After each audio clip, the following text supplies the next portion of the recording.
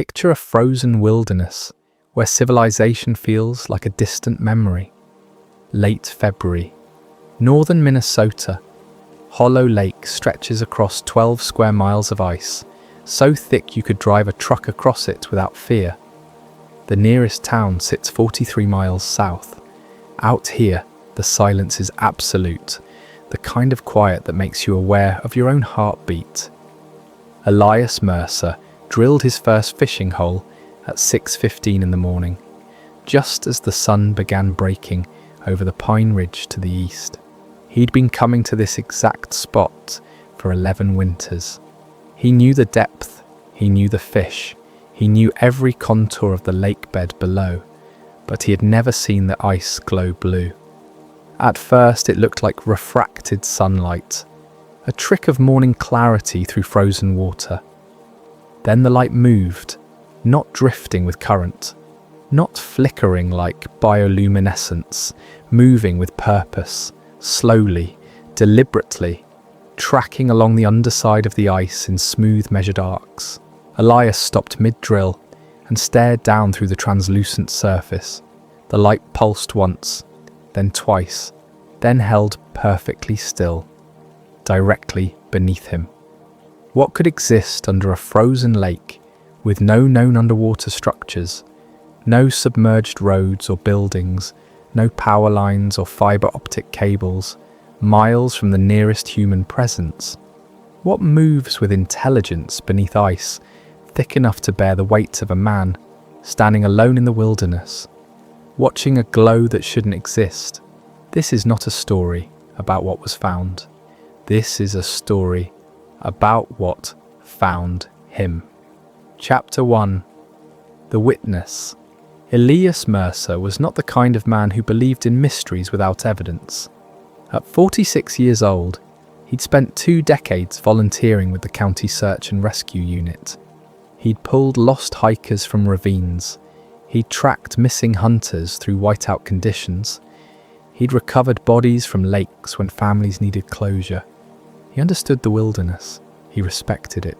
And he knew that most unexplained phenomena had explanations once you gathered enough data. He carried that mindset into everything he did. Methodical, skeptical, prepared. His ice fishing gear reflected this. Not just a rod and bucket. He brought a portable sonar unit to map fish movement, a ruggedized action camera mounted on a telescoping pole for underwater footage, a handheld GPS logger to mark productive holes, a digital thermometer to track water temperature at various depths. He documented his catches, his locations, his weather conditions, not for social media, not for competition, just habit. The same discipline that made him reliable in emergency situations made him thorough in recreation. Locals in the nearby town of Pinewood knew him as steady, practical, the kind of person you'd call if you needed help and wanted someone who wouldn't panic. His ex-wife used to joke that he was boring in the best possible way, reliable to a fault. He didn't drink much, didn't exaggerate stories, didn't chase thrills, which is why what happened next matters. Because when someone like Elias Mercer tells you he saw something impossible, you don't dismiss it easily. You listen, you consider the source, you weigh his credibility against the strangeness of his claim, and you realize that if anyone was going to document the inexplicable with cold precision, it would be him. Elias had grown up in northern Minnesota. His father had been a wilderness guide. His mother worked as a park ranger. He'd learned navigation before he learned algebra, could identify animal tracks in snow before he could drive. The wilderness wasn't foreign to him. It was home. And home didn't hide secrets that defied natural law, except now it did. He'd been divorced for 6 years. His marriage had ended not because of conflict, but because of incompatibility. She wanted structure, predictability, a life that followed a clear plan from career advancement to retirement savings. He wanted this: frozen lakes, solitude, The kind of peace that only exists when you're miles from the nearest human voice. They'd parted amicably, still exchanged holiday cards. She'd remarried her accountant from Duluth. He'd remained alone and found that solitude suited him better than he'd expected. His cabin sat on 18 acres of mixed forest, 12 miles from Hollow Lake. Solar panels on the roof, well water, propane heat, internet via satellite when weather permitted. He worked remotely as a technical writer for an engineering firm based in Minneapolis. Documentation for industrial equipment, manuals, safety protocols, work that required precision and clarity. Work that paid enough to support his minimalist lifestyle and left him time for what mattered. The wilderness, the quiet, the fishing. He had 3 close friends, 2 from his search and rescue days, one who owned the hardware store in Pinewood.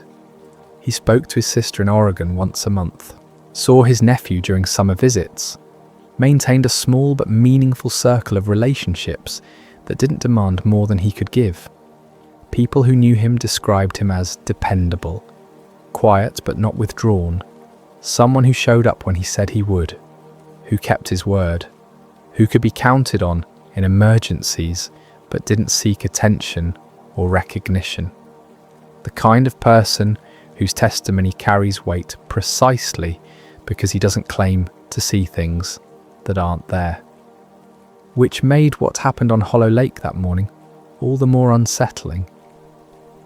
Because Elias Mercer didn't believe in UFOs, didn't read conspiracy theories, didn't watch documentaries about government cover-ups or ancient aliens. He believed in what could be measured, documented, verified, and he was about to document something that would shatter every assumption he'd built his life around. Chapter 2. First contact without contact. The auger bit through the final inches of ice with a wet crunch. Elias pulled the drill free and watched as water welled up into the 10-inch hole, dark and clear. He'd drilled hundreds of these. The routine was automatic. Clear the slush, drop the sonar transducer, lower the camera, set up the tip-up rig. But the blue light was still there. He knelt beside the hole and stared down into the water. The glow pulsed rhythmically now, not bright enough to illuminate the surface, but visible in the depths. Maybe 30 feet down, maybe deeper. Depth perception through water and ice played tricks. He lowered his sonar unit into the hole. The screen flickered to life, showing the lake bed 42 feet below. Fish signatures scattered across the display in small arcs. Then all at once they vanished. Not slowly, not gradually. Every single target disappeared from the screen in the same instant, fleeing in all directions like something had triggered a panic response. Elias frowned. He'd seen fish spook before when a predator moved through, pike, muskie, occasionally a large sturgeon, but the entire school scattering simultaneously? That suggested something big, something that triggered deep survival instinct. Then the water temperature reading changed. 34 degrees Fahrenheit, standard for a frozen lake in late winter. But as he watched, the number climbed. 35, 37, 40. The water inside the hole began to steam, condensation rising into the frigid air like breath. He pulled his hand back from the edge. The ice around the hole felt warmer, not melting, just less cold. That's when the blue light stopped moving. It positioned itself directly beneath his fishing hole, centered, stationary, and then it pulsed, once, twice, 3 times, deliberate, rhythmic, like a response. His sonar screen glitched, pixels scrambling into geometric patterns before resetting. His GPS unit beeped an error message. Low battery, even though he'd charged it fully that morning. The action camera mounted on his pole flickered, the LED indicator blinking red. Every piece of electronics he'd brought was malfunctioning. and the light beneath the ice pulsed again. Waiting. Elias sat back on his heels and tried to process what he was seeing. He'd fished this lake for 11 years. Same spot, same depth, same general conditions.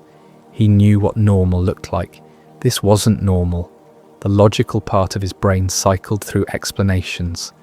Bioluminescence, possible but unlikely in a freshwater lake this far north in winter. Chemical reaction.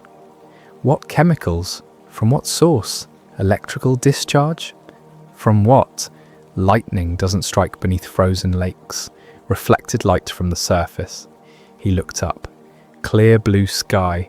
Sun angle wrong for that kind of reflection. And reflection doesn't move with intent.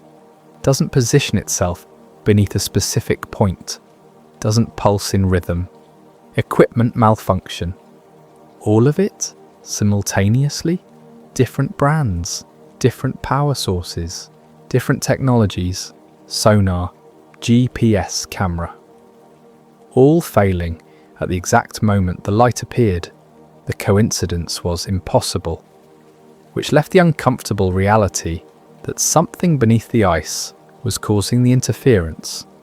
Something with enough energy output to disrupt electronics from 30 feet away, through water and ice.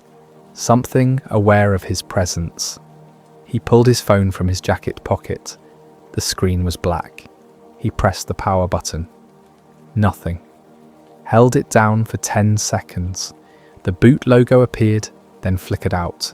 The device was dead despite showing 73% battery when he'd arrived. Elias made a decision. Document first, theorize later. He grabbed his backup camera from his tackle box, an older model, fully mechanical, film-based, no electronics except the light meter, and that was optional.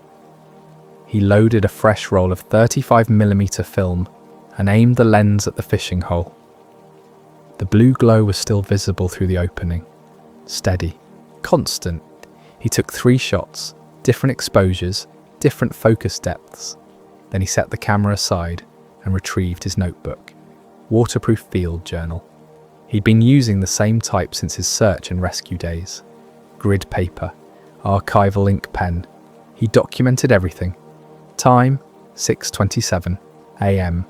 Temperature, air -4 degrees Fahrenheit. Water 40 degrees Fahrenheit and rising. Conditions, clear sky, wind calm, ice thickness 18 inches. Observations, blue luminescence originating from depth. Estimated 30 to 40 feet below surface. All fish fled area. All electronic devices malfunctioning or dead. Light responsive to presence. Pulsing pattern suggests communication attempt or sensory scanning. He wrote without emotion, without interpretation, just facts. The same way he'd document a rescue scene or accident site. Objective data that could be verified or refuted based on evidence. Then he did something that felt absurd even as he was doing it. He knocked on the ice 3 times. Deliberate, rhythmic, matching the pulse pattern of the light, and the light responded.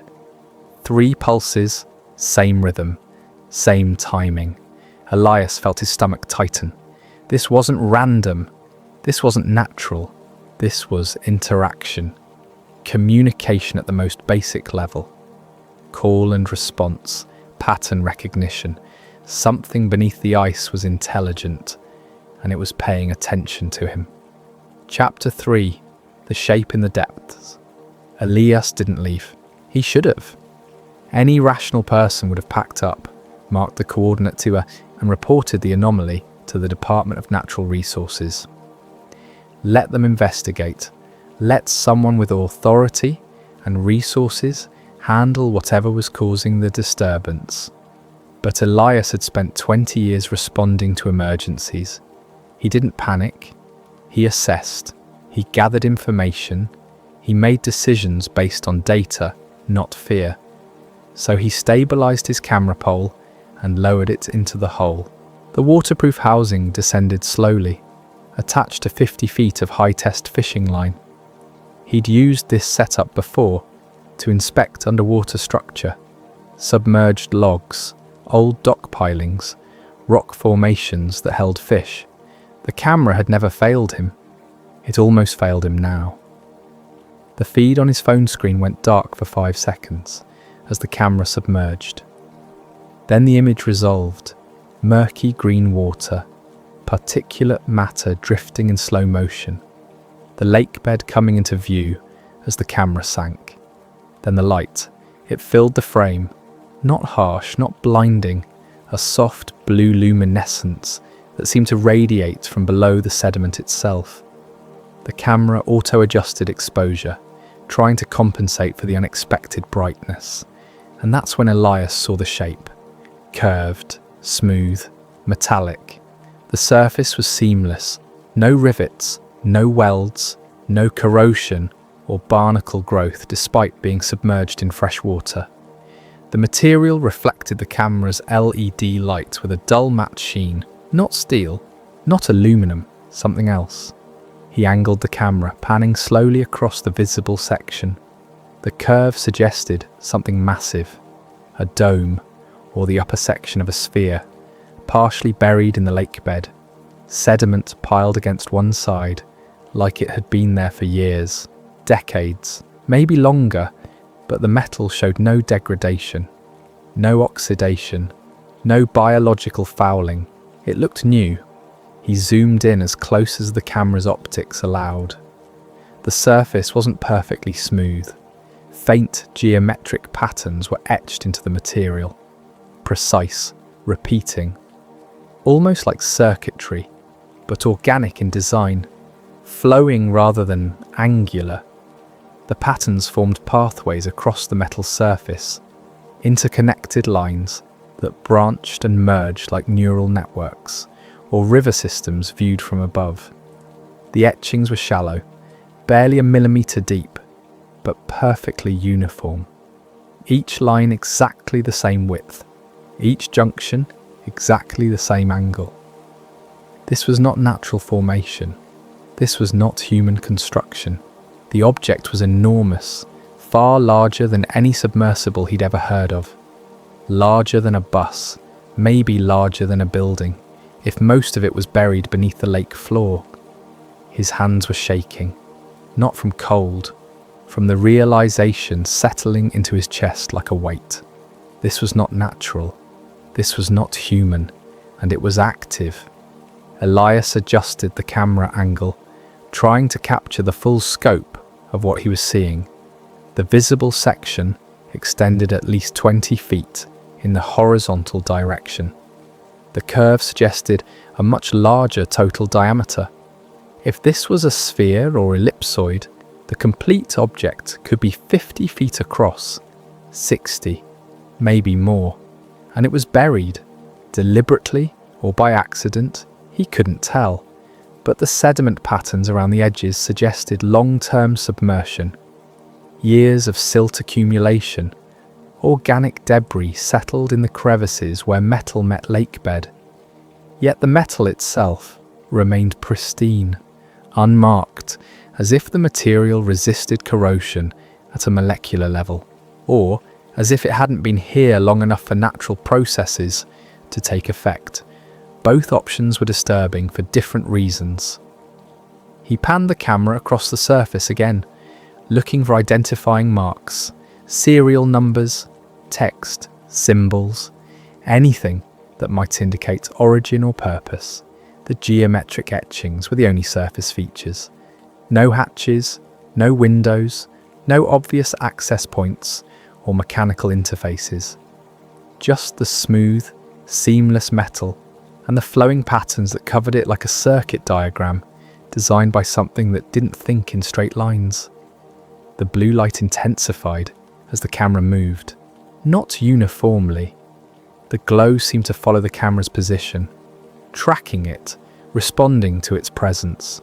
Elias felt a chill that had nothing to do with the February air. The object was aware of the camera, which meant it was aware of him. He started to pull the camera back, then stopped, because something else had appeared in the frame, a seam hairline thin, almost invisible against the uniform metal surface. But there, a division in the otherwise unbroken expanse, linear, precise, running vertically for approximately 6 feet before curving 90 degrees and continuing horizontally. The outline of a door, or a hatch, or an opening that served the same purpose in a technology he didn't understand. Elias zoomed in as far as the camera optics allowed. The seam was perfectly straight, laser-cut precision, the kind of tolerances that required advanced manufacturing, the kind of engineering that didn't exist in nature. And along the edge of the seam, the geometric patterns converged. All the flowing pathways across the visible surface led to this point, terminating at the edges of the outlined opening, as if the etchings were conduits, channels for energy or information flowing toward a central access point. The blue light pulsed again, stronger this time, bright enough to wash out the camera's exposure for half a second, and the water temperature jumped another 8 degrees. Steam poured from the fishing hole in dense clouds. Elias pulled back from the edge, suddenly aware of how exposed he was, alone on the ice, miles from help, standing directly above something that was clearly not supposed to be here. He should leave, document what he had, report it through proper channels, let people with expertise and resources handle this. But he knew what would happen if he did that. The footage would disappear. The location would be sealed. Investigators would arrive with explanations already prepared. Geological anomaly, equipment malfunction, misidentified debris from a crashed aircraft or sunken vessel, and Elias Mercer would become the crazy hermit who claimed to see alien spacecraft beneath Hollow Lake. No. If he was going to do this, he needed more evidence, more documentation. Enough data that dismissal became impossible. He needed to go deeper. Chapter 4. The frequency. Elias heard it before he understood what he was hearing. A low hum, not through his ears, through his chest. A vibration that resonated in his sternum, his ribs, his jaw. The kind of bass frequency you feel at a concert when you stand too close to the speakers. But there was no sound source, no machinery, no engines, just the hum, building slowly in intensity. He pressed his gloved hand against his chest, trying to isolate the sensation. It pulsed in rhythm with the blue light below, synchronized, intentional. The frequency was deep, subsonic, below the normal threshold of human hearing, but felt rather than heard. The kind of sound that triggers primal responses, unease, disorientation. The fight or flight instinct that evolution hardwired into human biology. But Elias didn't run. He stood there, hand on chest, feeling the vibration pulse through his body in measured intervals, trying to understand what he was experiencing. The hum wasn't random. There was structure to it, pattern. The pulses varied in duration and intensity. Short, short, long. Long, short, short, long. Repeating sequences that felt deliberate, coded. His headache started 10 minutes later. Not sharp, not sudden. A dull pressure building behind his eyes, spreading across his temples. He'd had migraines before. This felt different, deeper. Like the vibration had travelled from his chest into his skull and settled there. He pulled the camera from the water and checked the footage. The video was intact. Clear shots of the metallic surface, the geometric patterns, the seam outlining the potential access point. But the audio track made his stomach turn. The hum was there, recorded, measurable. A low-frequency drone that registered on the waveform display as a thick band of energy centered around 19 Hz, right at the edge of human hearing, low enough to feel, high enough to record. But beneath the main frequency, Layered into the waveform, like overtones in a musical chord, were other sounds. Higher frequencies, harmonic intervals that created complex patterns when combined. He played it back 3 times, headphones pressed tight against his ears, despite the worsening headache. Each time the pattern felt more deliberate, more intentional, like listening to a language you don't understand but recognize as communication. The frequency structure was too organized to be natural, too precise to be random electromagnetic interference or geological processes. This was broadcast, transmitted, a signal being sent from the object through the water and ice and into the air above. Elias opened audio analysis software on his laptop and loaded the recording. The spectrogram rendered the sound as a visual pattern. Frequency on the vertical axis, time on the horizontal, intensity shown as color gradients from blue to red. The pattern was beautiful and terrifying. The main frequency at 19 Hz appeared as a solid horizontal band, constant, unwavering, the foundation of the signal. But above it, harmonic frequencies created geometric shapes, interlocking patterns that repeated at precise intervals. Diamonds, hexagons, spirals, mathematical perfection rendered in sound. He zoomed in on one section. The harmonic pattern lasted 3.7 seconds, then repeated, exactly, no variation, no drift, digital precision in what should have been an analog medium. This wasn't communication directed at humans. The frequency range was wrong. Too low for speech, too structured for music. This was something else. Machine code, navigation data, telemetry, information encoded in sound waves, because sound travels well through water and ice. And he'd been exposed to it for 43 minutes. Elias checked his notes. Time of first contact, 6:27 a.m. Time he pulled the camera from the water, 7:10 a.m. 43 minutes of direct exposure to a signal that was clearly not designed for human biology. He felt fine, mostly. The headache was manageable. His vision was clear.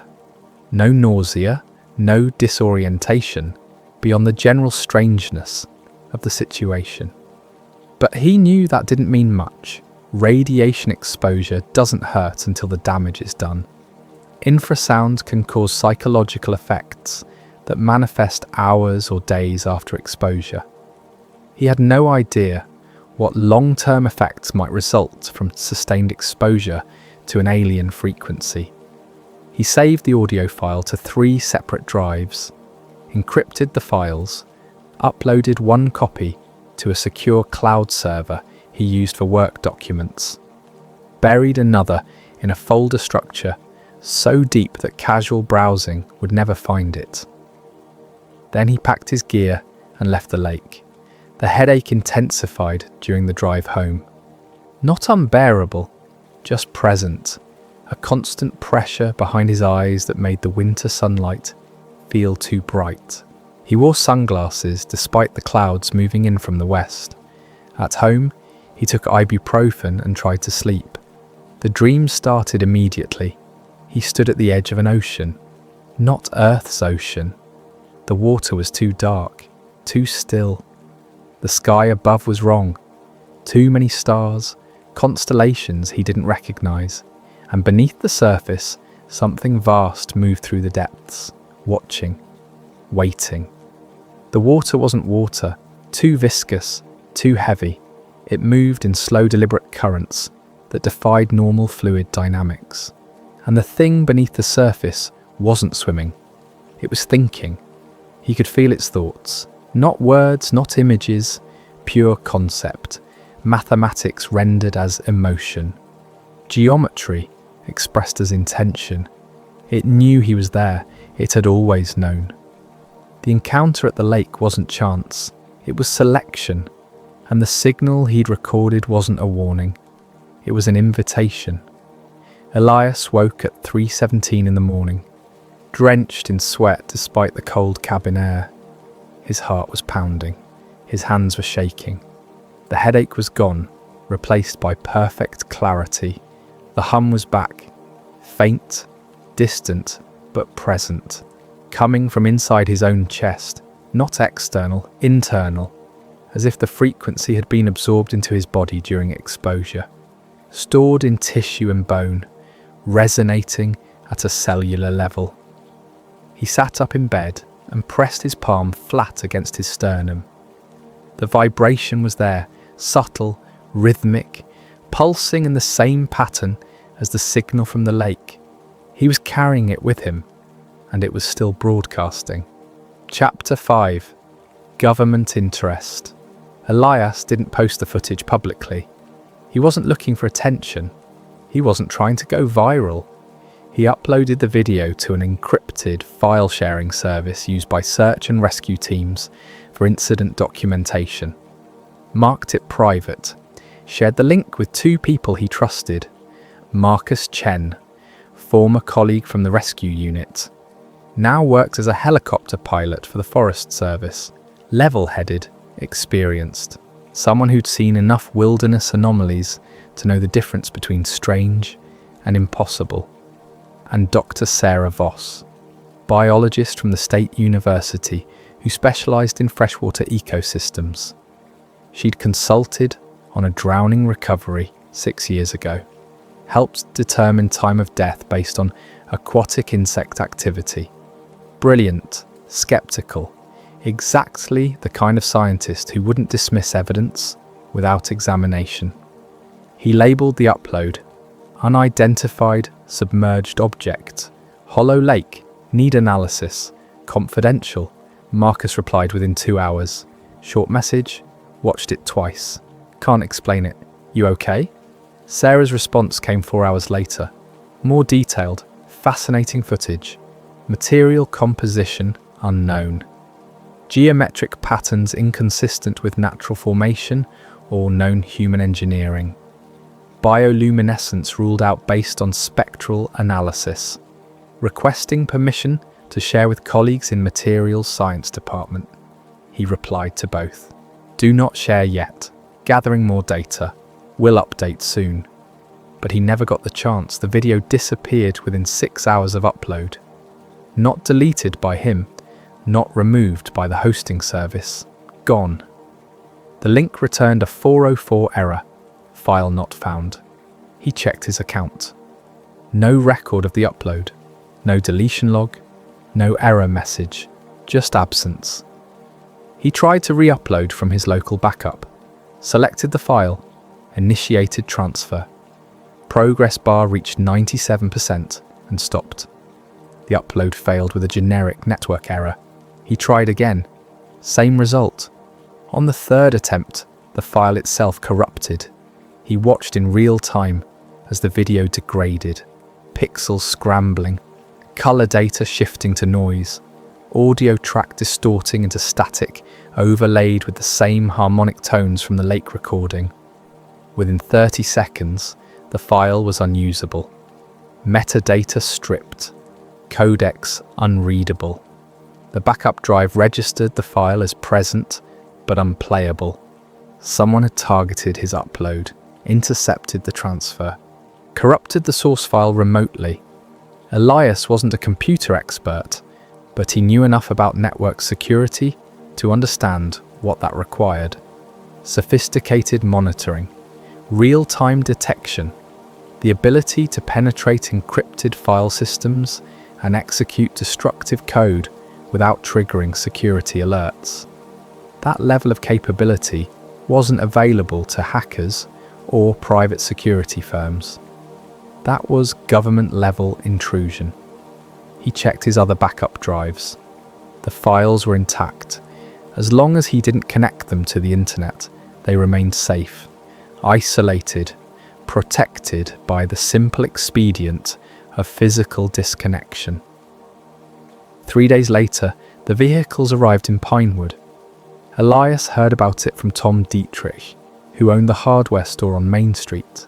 Tom mentioned it casually, while Elias was buying propane canisters. and batteries. I had some government folks in town yesterday asking questions about the lake. Elias kept his voice neutral. What kind of government folks? Said they were geological surveyors, doing environmental assessments for the state. Wanted to know if anyone had noticed anything unusual out on Hollow Lake this winter. Strange ice formations, equipment problems, that sort of thing. What did you tell them? Tom shrugged. Told them to talk to you. You fish that lake more than anyone. They seemed real interested when I mentioned your name. Elias paid in cash and left. He drove to the diner on the edge of town and parked where he had a clear view of the street. 2 dark SUVs were parked outside.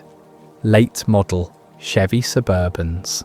No government plates, no visible markings. Tinted windows. The kind of vehicles federal agencies used when they didn't want to advertise their presence. 2 men emerged from the diner. Mid-30s to early 40s, athletic build, conservative haircuts, dressed in civilian outdoor gear. Fleece jackets, hiking boots, cargo pants, the kind of clothing that would blend in at a state park or survey site, but their posture was wrong. Too alert, too aware of their surroundings. They scanned the street before getting into the vehicles, checked sightlines, noted the few pedestrians on the sidewalk, moved with the practiced efficiency of people trained in situational awareness, military, or intelligence, definitely not geological surveyors. They drove north, toward the lake access road. Elias waited 10 minutes, then followed. He stayed far back, used side roads when possible, kept visual contact without closing distance.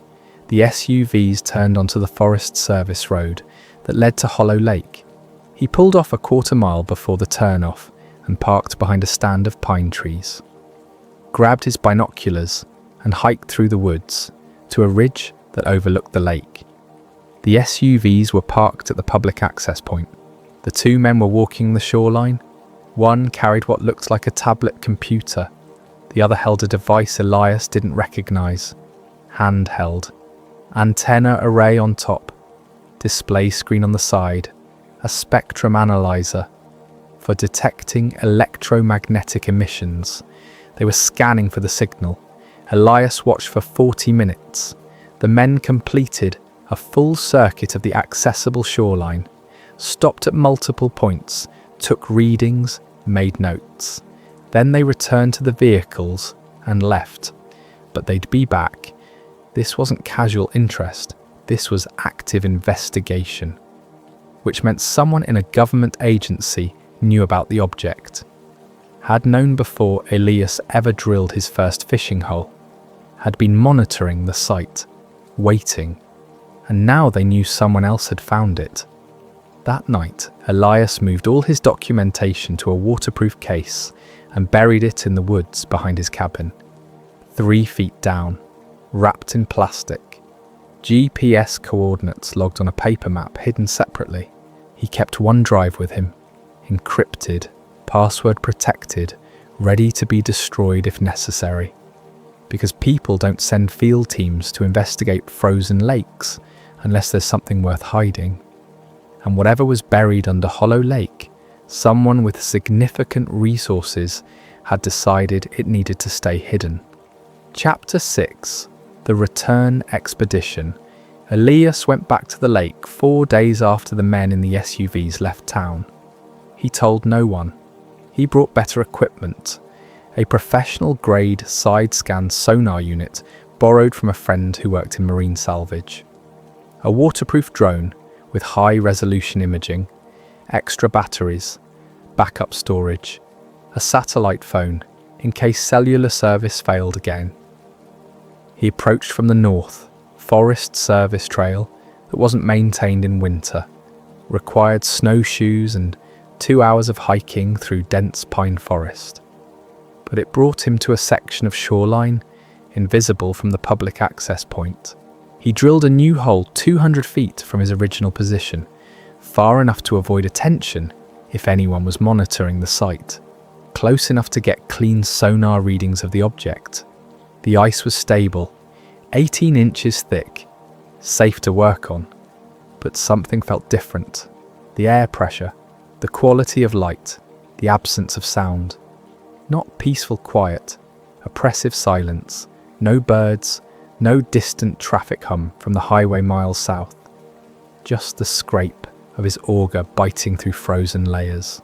He activated the sonar and lowered the transducer into the water. The screen populated with data immediately. Lakebed topography rendered in grayscale relief. Depth consistent at 42 feet. Sediment composition showing typical clay and silt deposits. And then the object resolved. It appeared on the display as a geometric anomaly. Smooth curves where natural formations should be irregular. Symmetrical dimensions where geology should be chaotic. The sonar painted it in sharp contrast against the organic chaos of the lake floor. Partially buried, but not random, not the result of sinking or impact. Positioned, embedded deliberately into the sediment with mathematical precision. Elias adjusted the scan angle and ran a volumetric analysis.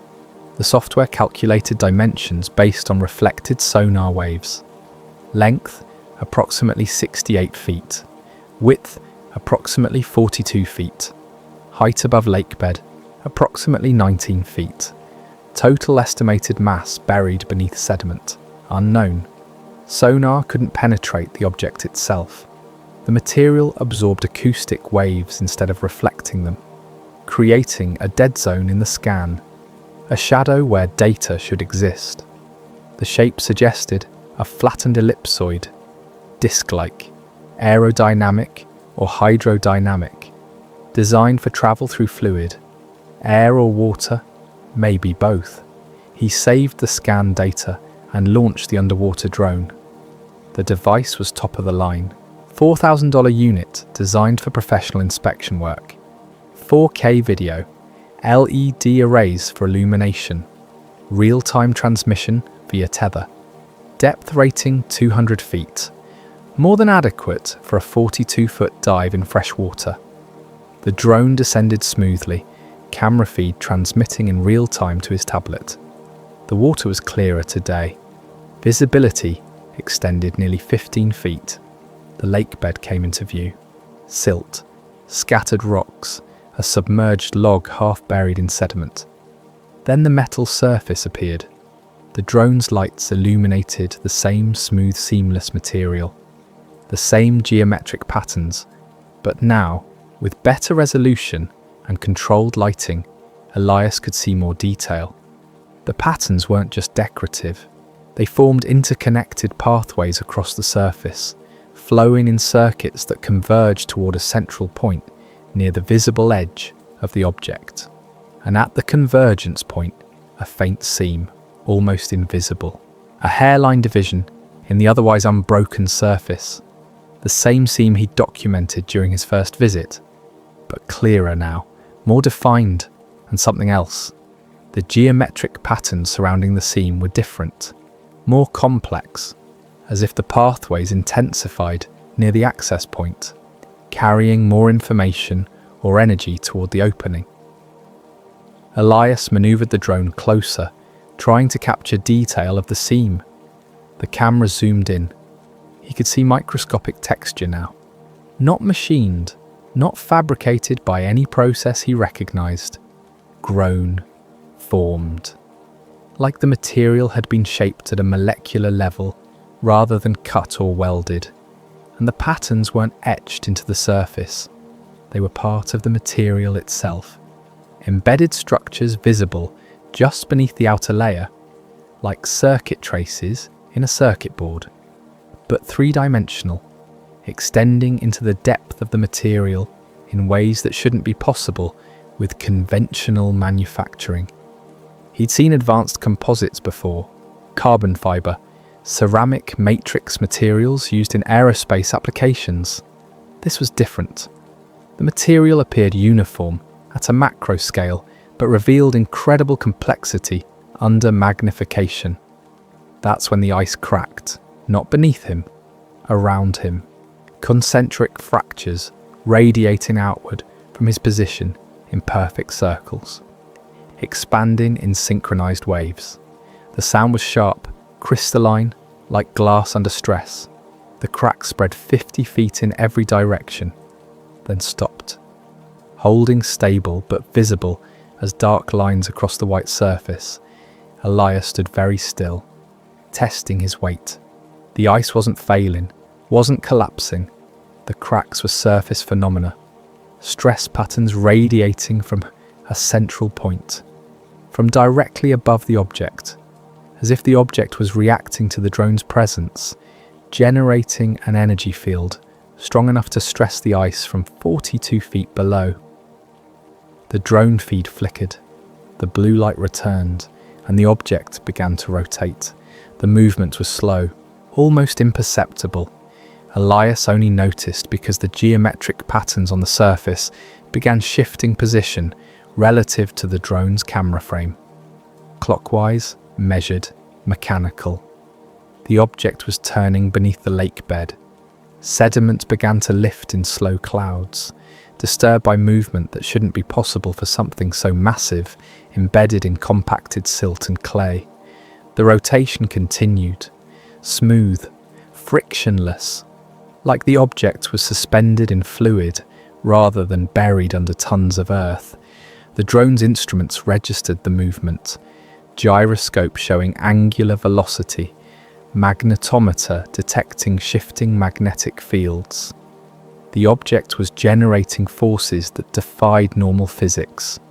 The blue light intensified, not pulsing now, constant, bright enough to illuminate the entire visible section of the craft. The glow radiated from beneath the surface of the metal itself, internal, powered, like bioluminescence but clearly technological, energy being channeled through the geometric pathways towards some unknown purpose. The hum returned, louder than before, not just in Elias's chest, in the ice beneath his boots, in the air itself, a resonance that made his teeth ache and his vision blur at the edges. The water temperature spiked. His handheld thermometer, suspended through the hole, jumped from 34 degrees to 51 in less than 30 seconds. Steam poured from the opening, dense and white against the cold air. The sonar screen went haywire, returns scattered across the display in chaotic patterns. The software tried to compensate, recalibrating depth and scale, but the data was inconsistent, impossible.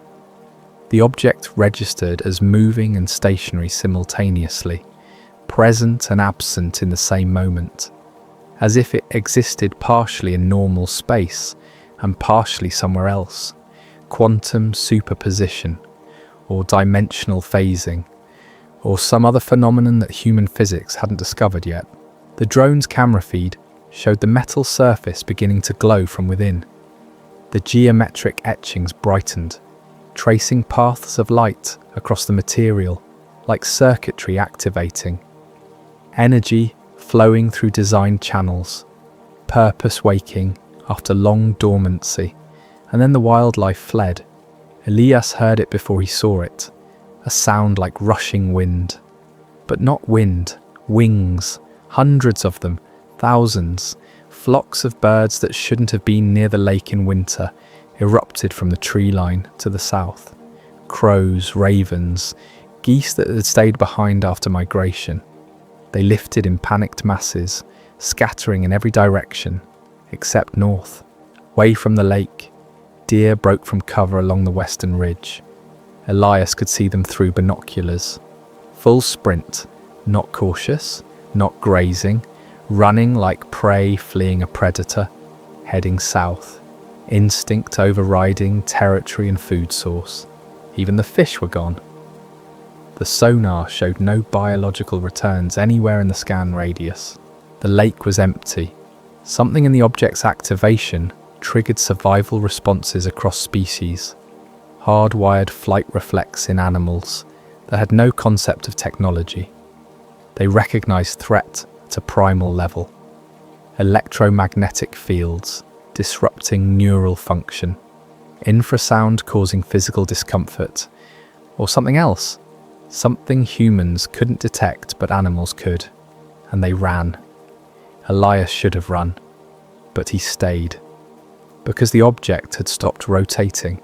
The seam he'd seen on the surface was beginning to open, not mechanically, not like a hatch swinging on hinges.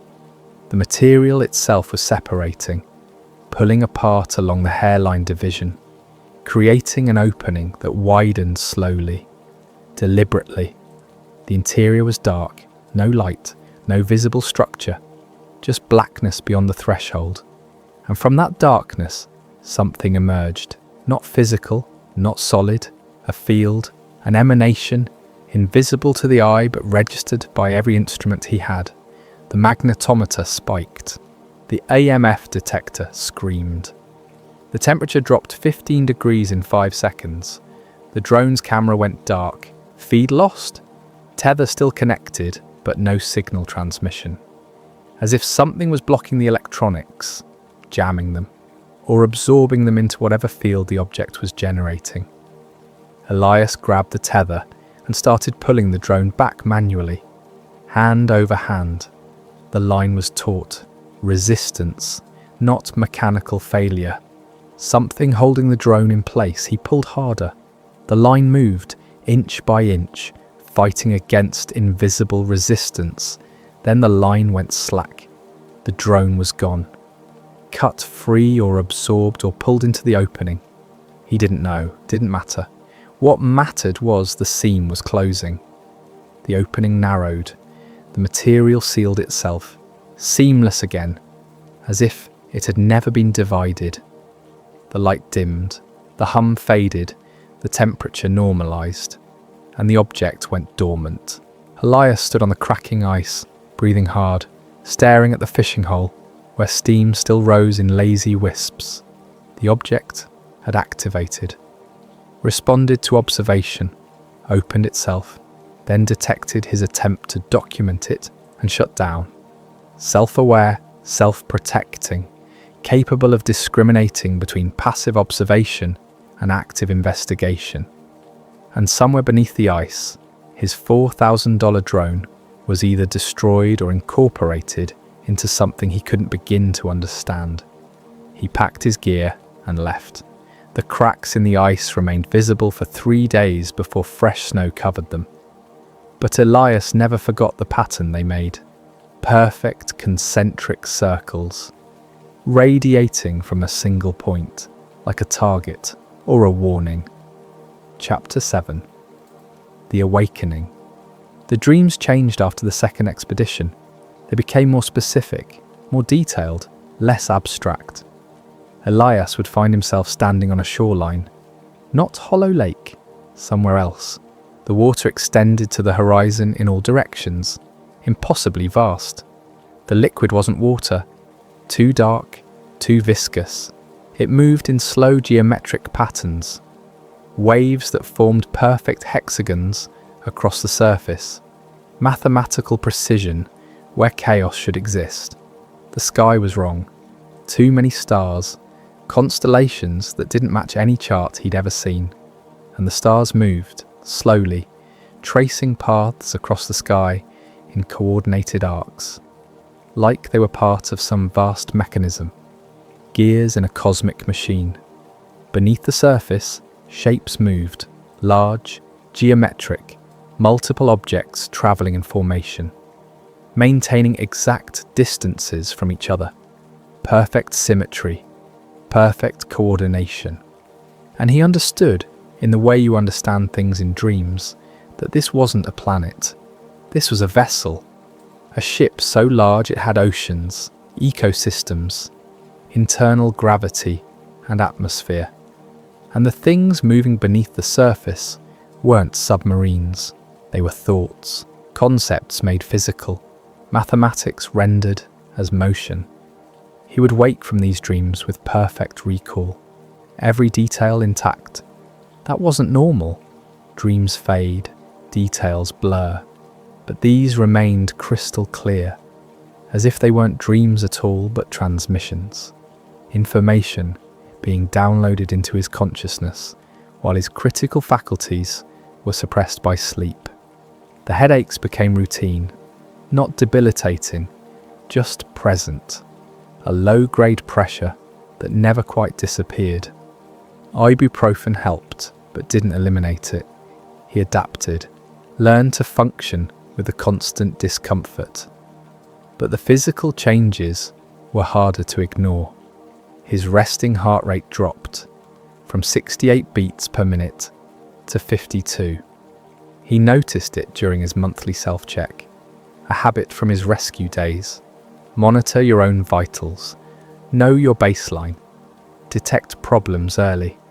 A resting heart rate of 52 wasn't dangerous. Athletes often ran lower, but Elias wasn't an athlete. He was active but not trained. The drop didn't match his physical condition. His sleep patterns changed. He'd always been a solid 7-hour sleeper. Now he needed 5, maybe 6, and he woke feeling completely rested, alert, clear-headed, as if his body was operating more efficiently, requiring less recovery time. His vision improved, subtle but measurable. He'd worn reading glasses for 3 years, mild presbyopia, normal age-related farsightedness, but now he could read fine print without them. The text was crisp, clear, no eye strain. He tested it multiple times. Newspaper, technical manuals, small text on medication bottles, all readable without correction. His eyes were healing, or being healed, or modified. The metallic particles embedded in his jacket hadn't disappeared. He'd sent a fabric sample to a private lab, paid for analysis under a false name. The results came back inconclusive. The particles contained elements in ratios that didn't match any known alloy, chromium, titanium, trace amounts of elements the lab couldn't identify, exotic metals that required advanced spectroscopy to detect. The report noted that the particles appeared to be crystalline in structure, organized at an atomic level, not random contamination, engineered materials, and they were still in his clothing, still in contact with his skin, potentially being absorbed into his system. Elias started wearing different clothes, washed everything multiple times, but he suspected the damage, if that's what it was, had already been done. The signal continued, faint but constant, the hum in his chest, the harmonic frequencies he could feel but not hear. His body had become a receiver, picking up transmissions from the object even though he was miles away from the lake. Or the object wasn't transmitting. Maybe it had imprinted something into his neural tissue. A pattern, a frequency, a piece of code that ran constantly in the background of his consciousness. He tried to block it, spent a night in a Faraday cage he constructed in his basement. Copper mesh, grounded to earth, complete electromagnetic isolation. The signal didn't stop.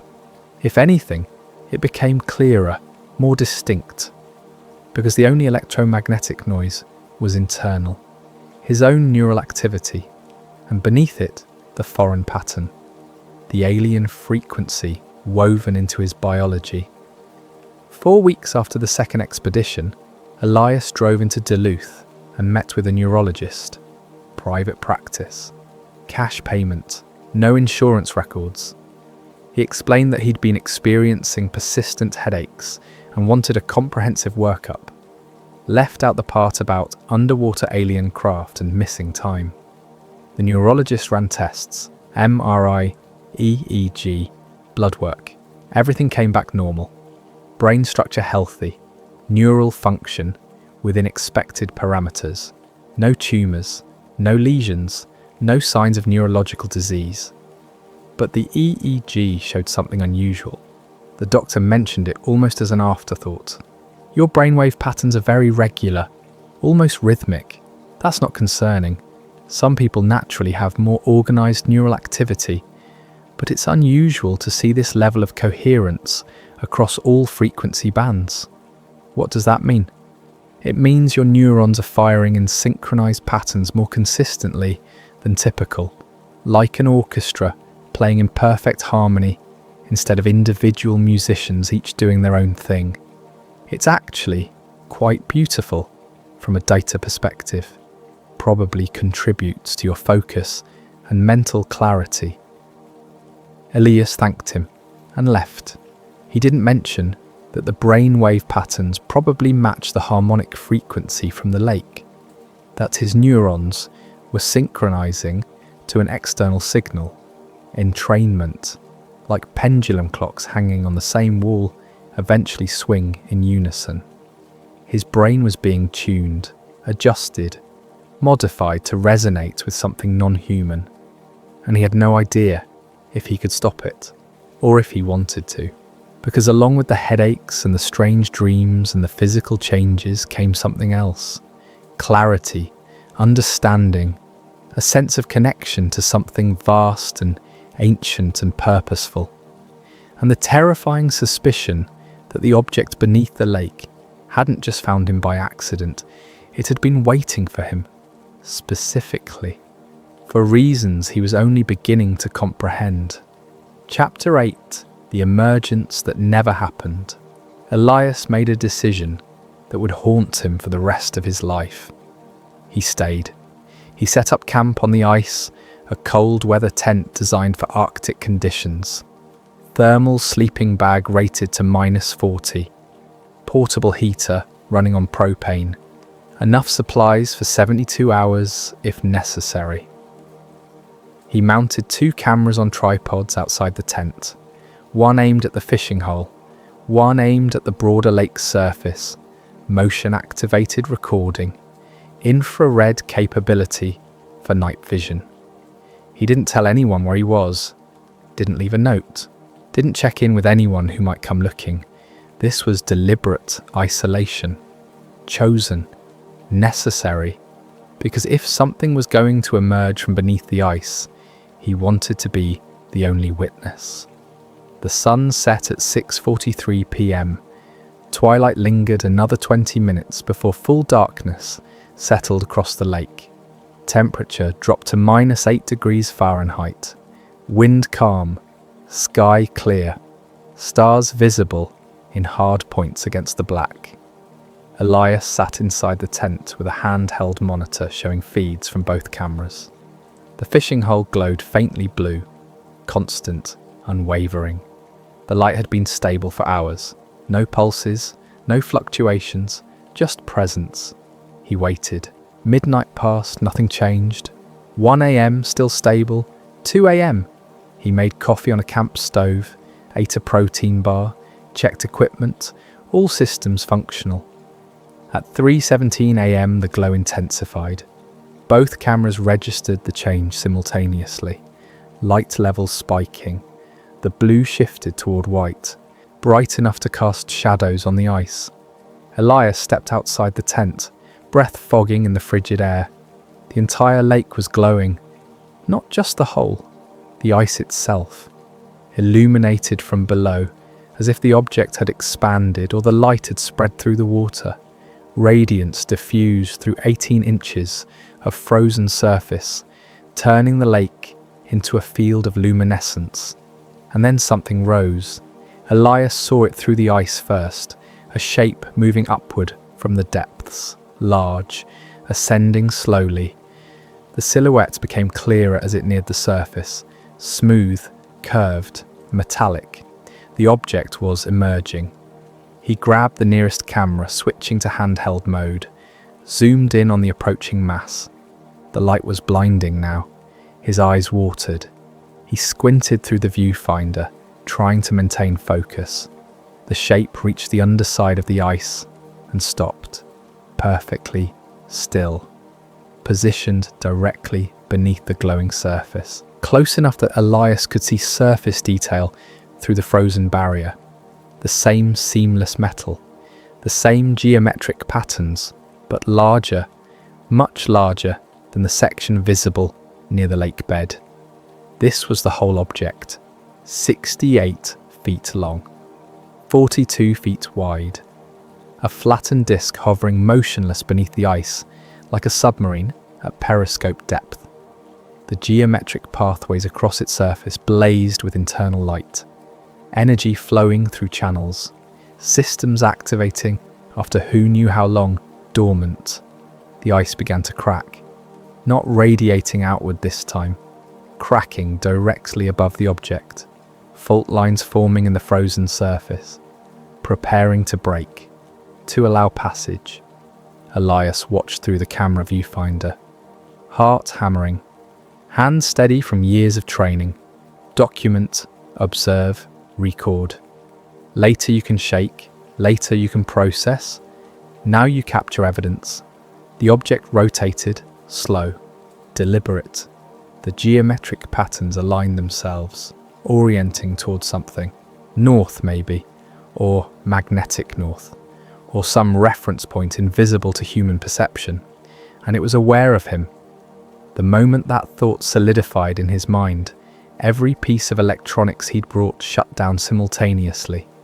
Cameras, monitor, satellite phone, headlamp, the digital display on his watch, the propane heater's electronic ignition, everything powered by batteries or circuitry died in the same instant.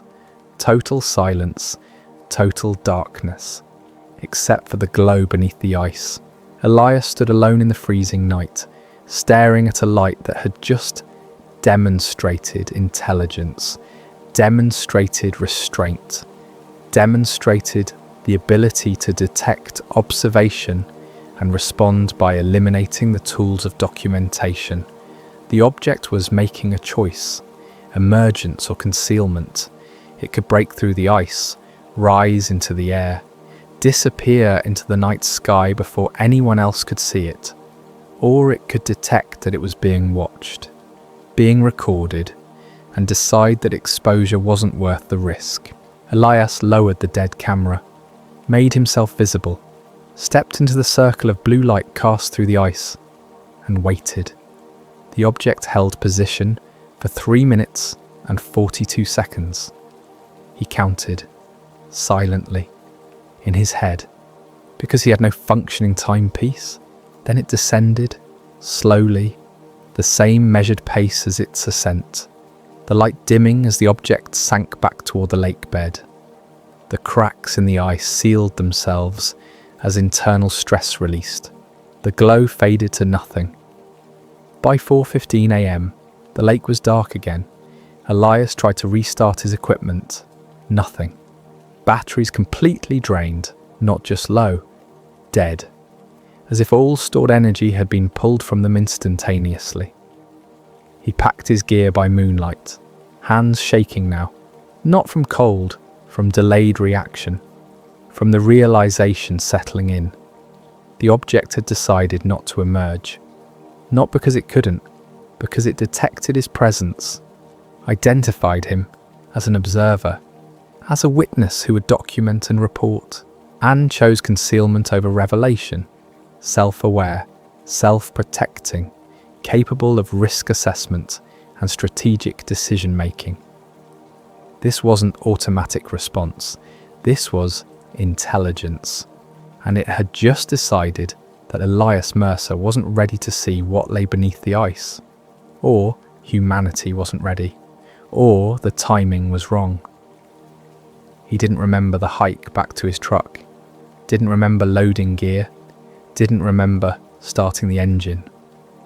The next thing he remembered clearly was sitting in his driveway at 11:30 a.m. the next morning, engine cold, keys in the ignition, gear secured in the bed, 7 hours gone, again.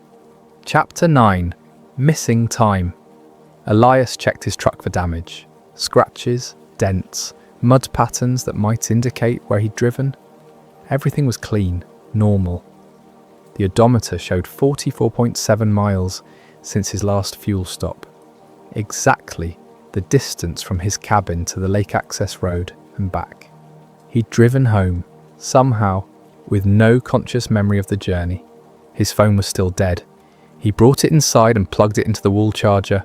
The screen remained black for 15 minutes. Then the battery indicator appeared. 0% charging. It took 3 hours to reach sufficient charge to boot. When it finally powered on, the timestamp confirmed the gap. Last recorded activity, 3:17 AM camera app open. Recording active. Then nothing until now. His GPS tracking data showed the same gap. Location frozen at the lake coordinates. No movement logged. Then the next entry placed him at home, with no path between, as if he'd ceased to exist for 7 hours and reappeared 43 miles away. The camera footage was corrupted again. Worse this time. He transferred the files to his laptop. Both cameras. Same result. Static from 3:17 onward. Pure visual noise. But the corruption wasn't random. Patterns emerged in the noise. Geometric shapes. The same flowing pathways he'd seen etched into the object's surface. The static itself was structured, organized, as if the corruption was data. Information encoded in visual noise. A message hidden in apparent destruction. He tried multiple video recovery tools, professional software designed to reconstruct damaged files. Nothing worked. The data was gone, replaced, overwritten at a fundamental level, but the audio survived, partially. Harmonic tones, the same frequency patterns from previous recordings, but more complex now. Layered, multiple signals interwoven, and beneath them, something else. He isolated the lowest frequency band. Below human hearing, enhanced it, ran it through audio visualization software. The waveform formed words, not English, not any human language, but recognizable as communication. Symbolic representation. Phonemes organized into what had to be meaning, even if that meaning was incomprehensible. He saved the audio file, encrypted it, added it to his buried archive. Then he drove to Pinewood and visited the walk-in clinic. The physician on duty was Dr. Hammond, mid-50s, competent. Elias had met her during a training exercise years ago. She'd provided medical support for the search and rescue team. Elias, what brings you in? I had a dizzy spell last night. Might have blacked out for a while. Wanted to make sure everything's okay. She ran standard tests, blood pressure, reflexes, cognitive assessment, everything normal. Any headaches, nausea, vision problems? Headaches, on and off for a few weeks, nothing severe. I'd like to run a CT scan, just to be safe, rule out anything neurological. The scan took 20 minutes. He lay motionless while the machine hummed and clicked, building three-dimensional images of his brain, looking for abnormalities, tumours, bleeding, structural damage. The results were normal, brain anatomy healthy, no signs of trauma, no lesions, no tumours, but the radiologist flagged something in the metadata. Doctor. Hammond pulled up the scan on her computer. The images are clean, but there's elevated background radiation in the scanner during your session. Not dangerous, well within safety limits, but unusual. Have you been exposed to any radioactive materials recently? Medical procedures? Industrial equipment? No, nothing like that. The levels are very low, but consistent with exposure to an unidentified isotope. Not naturally occurring, probably environmental contamination from industrial processes. But I'd recommend a follow-up in 6 months, just to monitor. Elias agreed and left. He knew what had caused the radiation: exposure to the object, to its energy fields, to whatever power source it used. Low-level contamination that would probably fade over time or accumulate until it reached dangerous levels. He had no way to know which. At home, he unpacked his camping gear. Everything was intact, clean, no damage, He threw his clothes in the wash and started sorting through the rest of the equipment. His winter jacket felt stiff. He pulled it from the pile and examined it under bright light. The metallic particles had multiplied. What had been a faint shimmer across the shoulders and sleeves was now visible across the entire garment. The fabric looked normal under ambient light, but under direct LED illumination, it reflected with a subtle iridescence, silver grey, geometric patterns visible in the distribution of particles. He scraped another sample onto a glass slide, examined it under magnification. The particles were identical to the ones from before, but more numerous, denser, as if they'd grown, or reproduced, or spread through the fabric like a contamination, or like a technology designed to propagate. He sealed the jacket in a plastic bag, then sealed that bag in another, and stored it in the shed outside, away from the cabin, away from anything else he regularly wore, because he didn't know if the particles were inert or active, didn't know if they could transfer to other materials, or to organic tissue, and he was already carrying enough alien material in his body without adding more. That night, he dreamed of the ocean again, the dark water, the wrong sky. But this time, he wasn't standing on the shore. He was underwater, swimming or floating, movement without effort. The liquid wasn't resisting. It moved with him, around him, part of him, and the shapes beneath weren't distant anymore. They were close, all around. Massive geometric forms that defied conventional shape. Objects that seemed to exist in more than 3 dimensions. Surfaces that folded into themselves. Angles that shouldn't connect but did. And they were communicating, not with sound, with fields, electromagnetic patterns, mathematical structures, pure information exchange. And he understood, not the content, but the fact of communication, the recognition that intelligence could exist in forms so alien that comprehension was impossible, but connection remained. He woke at 3:17 a.m. As always, heart steady, breathing normal, the hum in his chest synchronized with his heartbeat. And he knew with absolute certainty that the missing 7 hours hadn't been blank. They'd been full of experience, of information, of transformation. His conscious mind hadn't been present, but something had. Some part of his biology that could interface with the object, receive its transmissions, undergo its modifications, and that part of him remembered everything. He just didn't have access to it yet, but he would, given time, given continued exposure, given completion of whatever process had been initiated during those missing hours. He was changing, on a level deeper than conscious awareness, and there was no going back. Chapter 10. The lake is drained. 5 weeks after the encounter, contractors arrived at Hollow Lake. Elias heard about it from a regular at the Pinewood Diner. Heavy equipment moving up the access road, government trucks, portable generators, security fencing going up around the southern shore. He drove to the lake that afternoon and watched from a distance, parked on a logging road half a mile west with a clear view through binoculars. The operation was massive, industrial pumps staged at multiple points around the shoreline, flexible discharge pipes running south into the adjacent watershed, temporary barriers installed to prevent wildlife access, official signage posted on the perimeter fencing, environmental remediation, in progress, authorized personnel only, Minnesota Department of Natural Resources. But the equipment was wrong.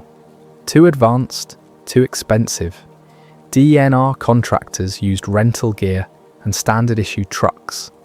These were specialized units, military-grade generators capable of powering operations for weeks, pumps rated for thousands of gallons per minute. security personnel in unmarked uniforms walking the perimeter with radios and sidearms. And the vehicles. Elias documented everything with a telephoto lens. Black SUVs, unmarked panel trucks, a command trailer with satellite uplinks and communication arrays, mobile laboratory units with climate control and sealed entry protocols. This wasn't environmental cleanup. This was a recovery operation. The pumps ran for 11 days straight. Elias monitored the operation from various vantage points.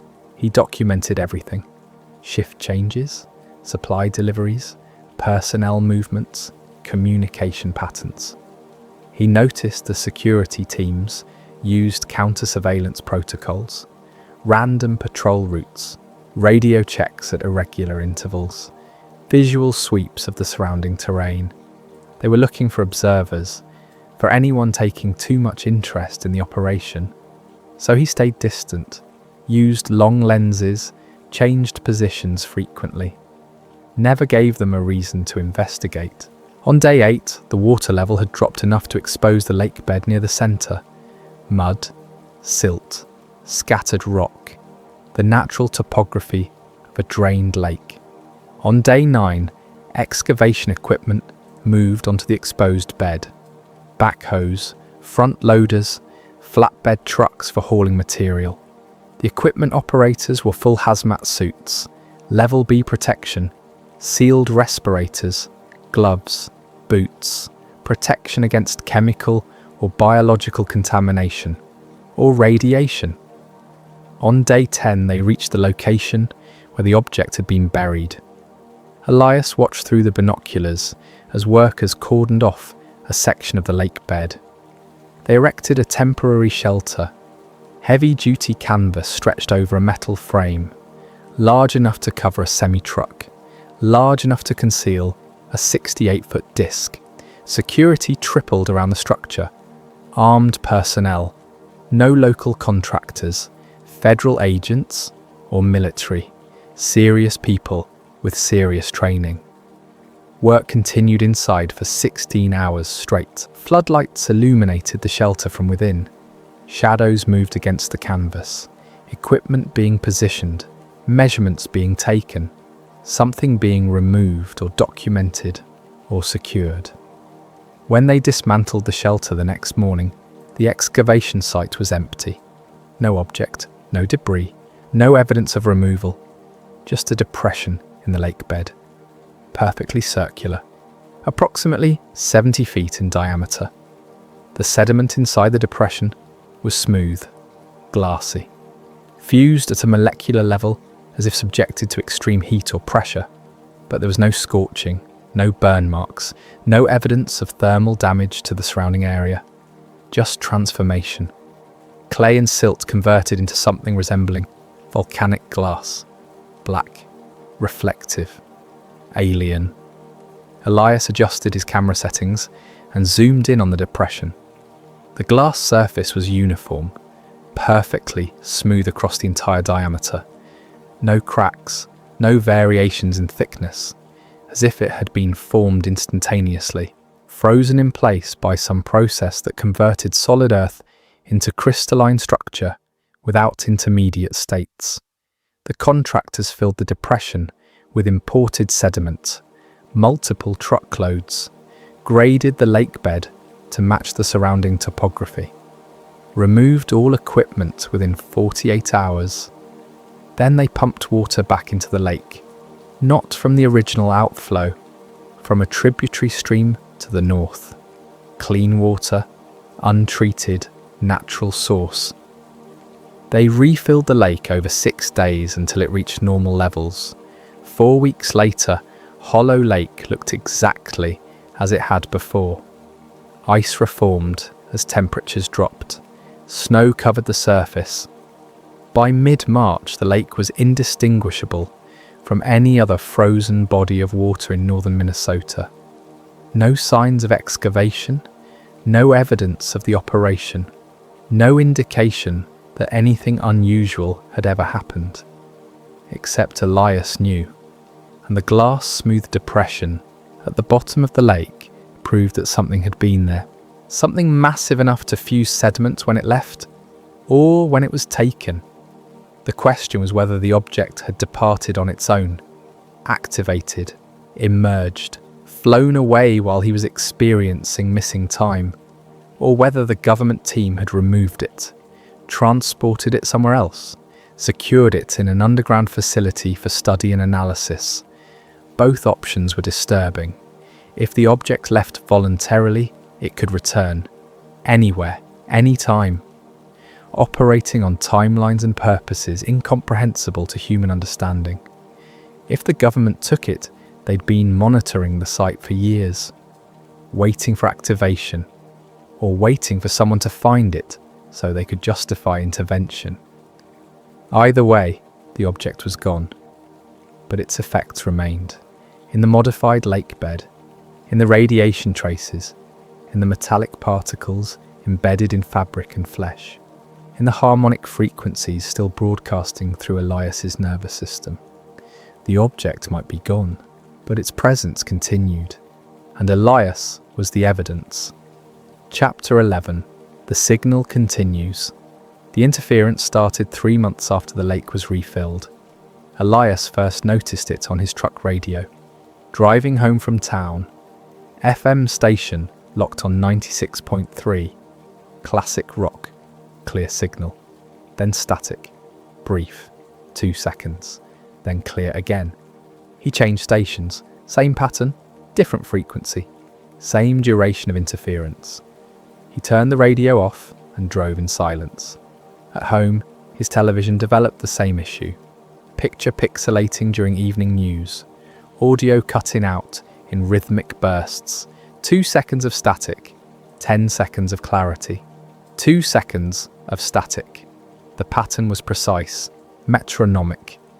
Not random electromagnetic interference, not weather-related, not equipment failure. Broadcast. His laptop began freezing, not crashes, temporary pauses, cursor locking for 2-second intervals before resuming normal function. No error messages, no system logs indicating hardware failure, no software conflicts. The freezes occurred at exact intervals, every 12 seconds, 2-second pause, 10 seconds normal, 2-second pause. His cell phone was the worst. Calls dropped mid-conversation. Text messages delayed by hours. GPS navigation recalculating routes erratically. And the battery drained faster than it should. Full charge to 15% in 6 hours with minimal use. He brought the phone to a repair shop in Duluth. They ran diagnostics. Battery health normal, software updated, no malware detected, no hardware defects. They suggested replacing the device, probably a manufacturing flaw they couldn't detect with standard tools. He bought a new phone, same issues within a week, same pattern, same intervals, same inexplicable battery drain. The interference was consistent, 2-second disruptions, synchronized across devices, occurring more frequently when he was home, less frequent when traveling, absent entirely when he stayed overnight at a friend's place 40 miles south. The interference was localized, centered on him, or his property, or something he carried. He started documenting the occurrences, time, duration, device affected, environmental conditions, looking for correlations, variables that might explain the phenomenon. Then he compared the timing of the static bursts to the audio recordings from the lake. The harmonic pattern matched. Same frequency range, same interval structure, same tonal signature buried beneath the audible noise. The signal was still broadcasting. Not from the lake, the object was gone, removed or departed, but the signal remained. In him, through him. His body had become a transmitter. The metallic particles, the modified neural tissue, the cellular level changes from exposure to the object's energy fields. They'd converted him into a relay. amplifying and rebroadcasting the same frequencies he'd absorbed during the encounters. He tested the hypothesis, drove to Minneapolis, 200 miles from Hollow Lake. The interference continued, same pattern, same intensity, flew to Oregon to visit his sister, West Coast. 2,000 miles from the source, the interference persisted. Geographic distance didn't matter. He was carrying the signal, broadcasting it wherever he went. His sister noticed. "Is your phone okay? It keeps cutting out during calls." "Just old equipment. I'll replace it." But he knew replacement wouldn't help. The problem wasn't the phone, it was him. The dreams intensified. Every night, same imagery. The vast ocean, the wrong sky, the geometric shapes moving beneath the surface. But more detailed now, more immersive. He could feel the pressure of the liquid, taste the mineral content, sense the temperature gradients. His dreaming mind processed sensory data that shouldn't be accessible. Information downloaded from the object during missing time, stored in neural patterns that only activated during sleep. And the shapes were closer, close enough to see detail, close enough to understand. They weren't ships, they were entities, living technology or technological life. The distinction was meaningless. Biology and engineering merged at a level where function replaced categorization, and they communicated constantly, broadcasting, receiving, transmitting data across distances measured in light years, instantaneous communication, quantum entanglement, or something more sophisticated, information exchange that transcended space-time.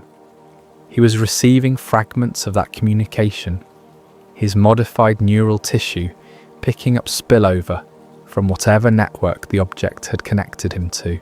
He started waking at the same time every night, 3:17 a.m, without fail, heart pounding, sheets soaked with sweat, the hum resonating in his chest exactly as it had on the ice, but clearer now, more distinct. He could differentiate harmonic layers, identify frequency bands, almost understand the structure of the signal.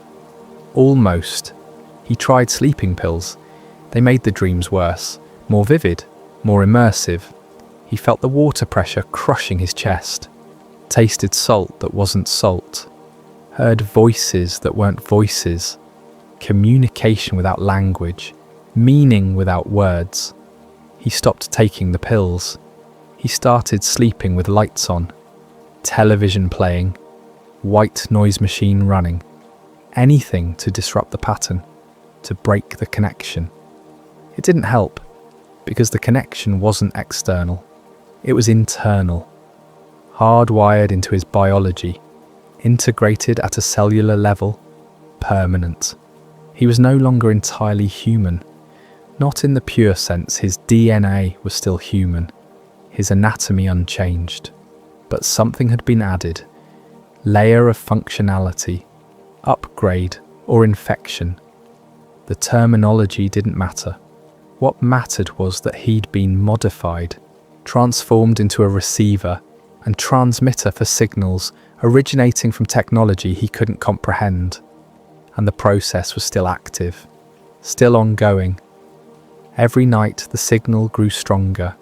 Every morning he woke with clearer recall of the dreams. Every week his understanding deepened. He was being prepared. For what? He didn't know. But the object hadn't left. Not really.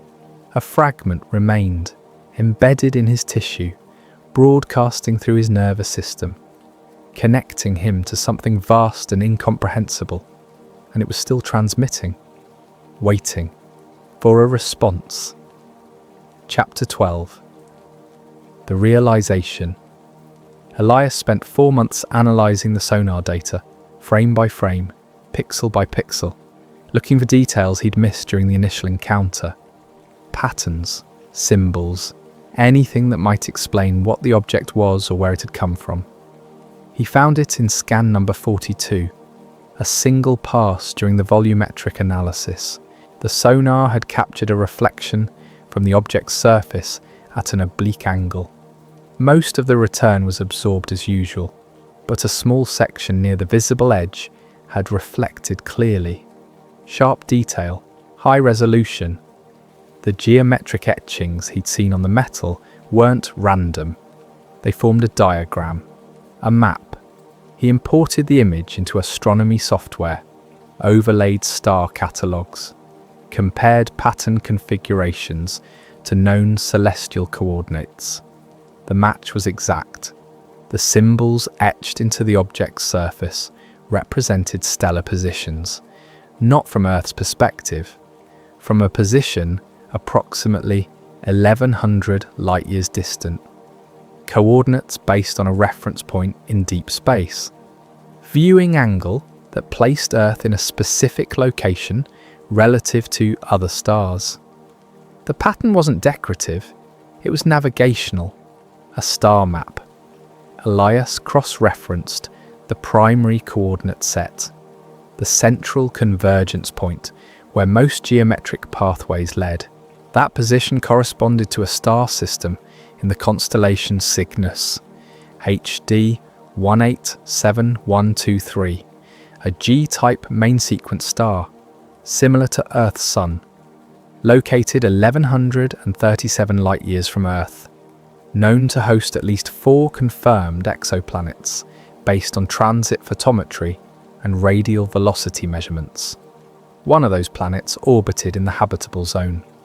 Designated HD 187123d. Mass approximately 1.4 times Earth.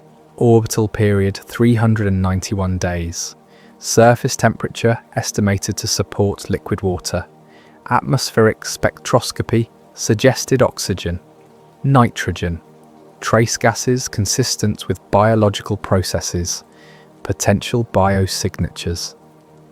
That planet was the destination. Earth wasn't marked as a target. Earth was marked as a waypoint, a stop along a route that spanned 1100 light-years.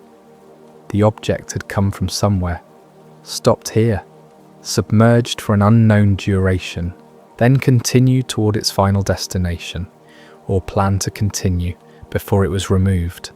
Elias mapped the route, reverse-engineered the flight path based on stellar coordinates. The object hadn't travelled in a straight line. It had followed a specific trajectory, multiple stops, gravity assists maybe, or visits to other systems along the way. He identified 6 other waypoints between the origin point and HD 187123d. Each waypoint corresponded to a star system with planets in habitable zones, systems that might harbour life, or technology, or resources worth investigating. This wasn't exploration, this was surveying, systematic data collection across multiple solar systems, a route designed to gather information about potentially habitable worlds. And Earth was just one stop among many. Not special, not unique, just another planet with liquid water and oxygen atmosphere. Worth documenting, worth visiting, but not the focus. The realization was humbling and terrifying. If the object was part of a survey mission, there were others, multiple craft following similar routes, mapping the galaxy, cataloguing worlds, building a database of every planet capable of supporting life.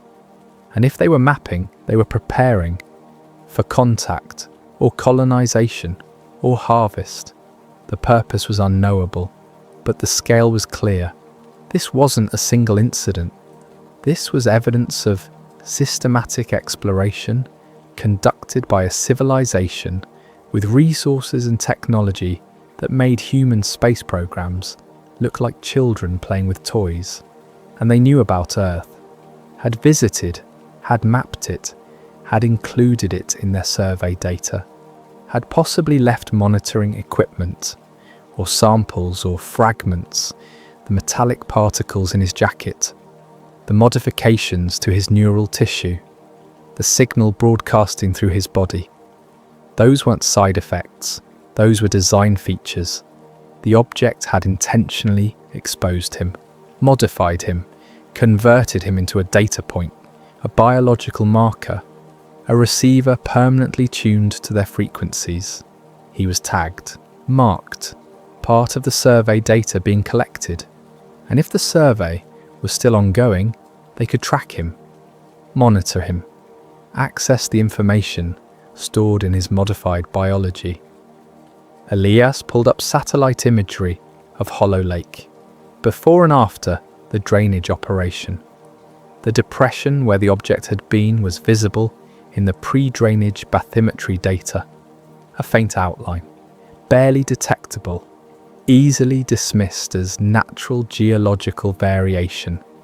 But the post-drainage images showed the truth, the glassy surface, the perfect circular depression, evidence that couldn't be explained by conventional geology. Someone in the government had that evidence, photographs, soil samples, the object itself if they'd successfully removed it. And they weren't sharing, weren't disclosing, weren't admitting that alien technology had been recovered from a frozen lake in Minnesota, which meant either they didn't understand what they had, or they understood perfectly and had decided public disclosure was too dangerous. Both options suggested that Elias wasn't the only one being monitored.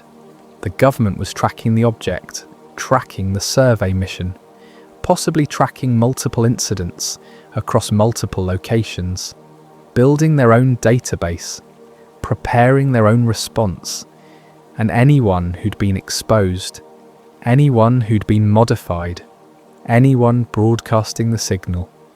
They were probably being tracked too. Elias shut down his laptop, disconnected from the internet, wrapped his devices in Faraday bags, minimal precaution, probably ineffective, but it made him feel less exposed.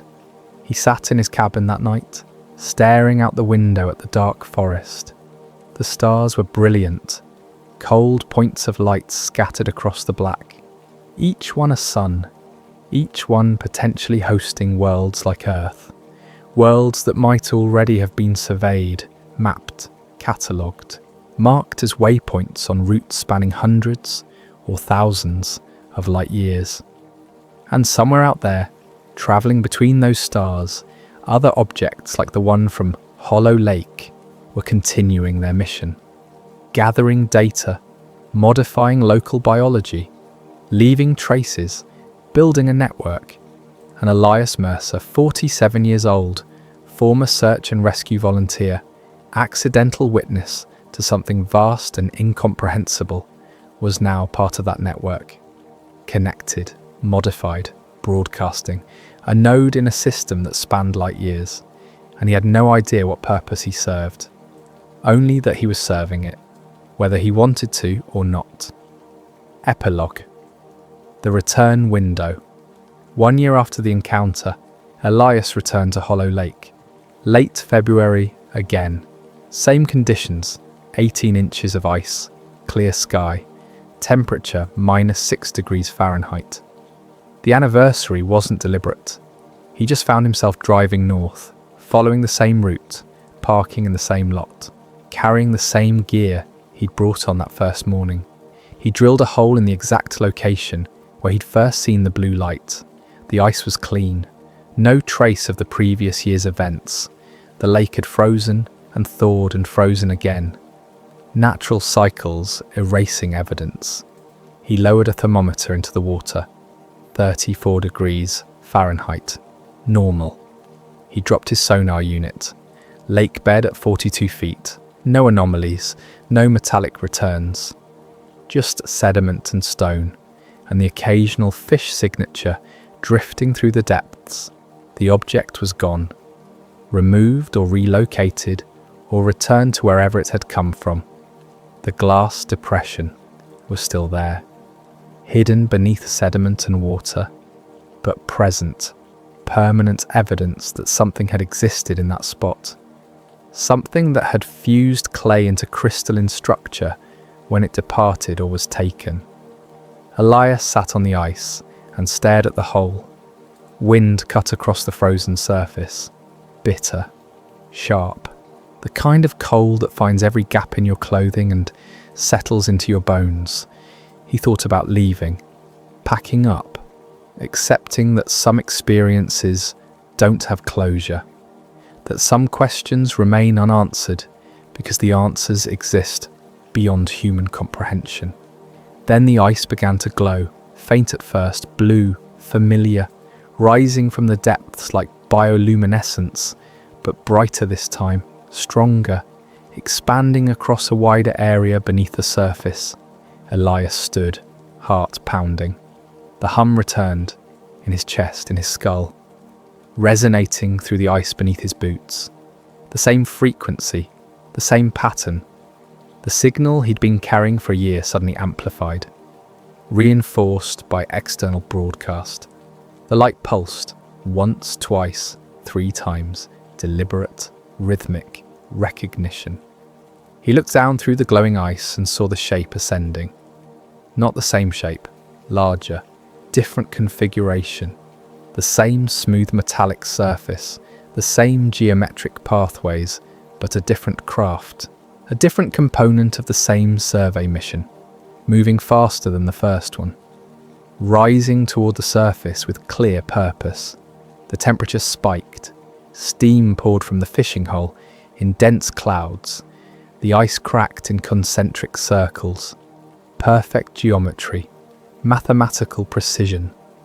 The hum became overwhelming, not painful, all-consuming, every cell in his body resonating with the frequency. And Elias understood. This wasn't the same object. This was a response. The signal he'd been broadcasting for a year had been received, acknowledged, responded to. He was the beacon, the marker, the biological receiver they'd created during those missing 7 hours. And now they'd returned.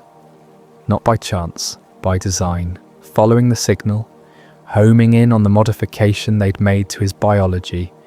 The shape broke through the ice. Not violently, the ice simply parted, molecular bonds releasing, water refusing to remain solid in the presence of the energy field. The object generated, the craft hovered, 60 feet above the lake surface, silent, motionless, larger than the first one, maybe 80 feet in diameter. The geometric pathways across its surface blazed with internal light, and a section of the smooth metal surface began to open. Not a hatch, not a door, the material itself separating, creating an aperture, an opening, an invitation. Elias stood at the edge of the glowing crater where the ice had been, steam rising around him, the craft hanging in the frozen air above, stars brilliant in the pre-dawn darkness. He could run, back to his truck, back to civilization, back to a life where alien craft didn't hover over frozen lakes waiting for modified humans to make a choice. But he didn't run, because the signal in his chest had synchronized perfectly with the craft's transmission, his heartbeat matching its pulse, his neural activity entrained to its frequency.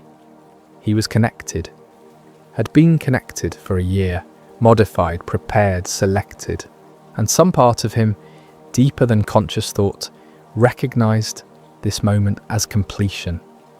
The end point of a process initiated 12 months ago when he drilled a fishing hole and seen a blue light that shouldn't exist.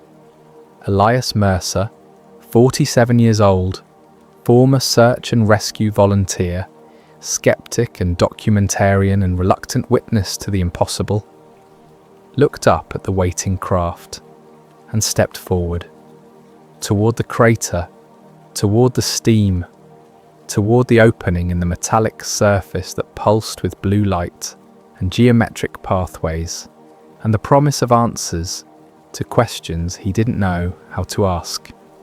The craft descended, meeting him halfway, the aperture positioned at ground level, interior visible now, not mechanical, not biological, something else, space that defied normal geometry, light that existed in frequencies human eyes shouldn't perceive, but his modified vision rendered perfectly.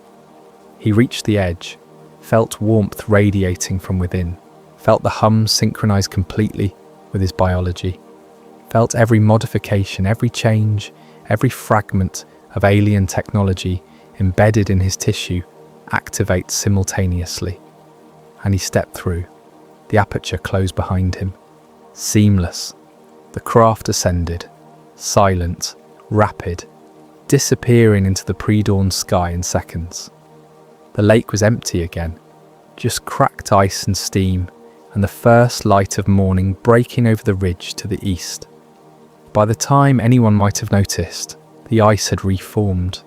The steam had dissipated. The lake looked exactly as it had before. Normal, quiet, undisturbed, except for one small detail that no one would notice or care about. The fishing hole was still glowing, faintly blue, just beneath the surface, pulsing, waiting for the next person curious enough to investigate a light that shouldn't exist.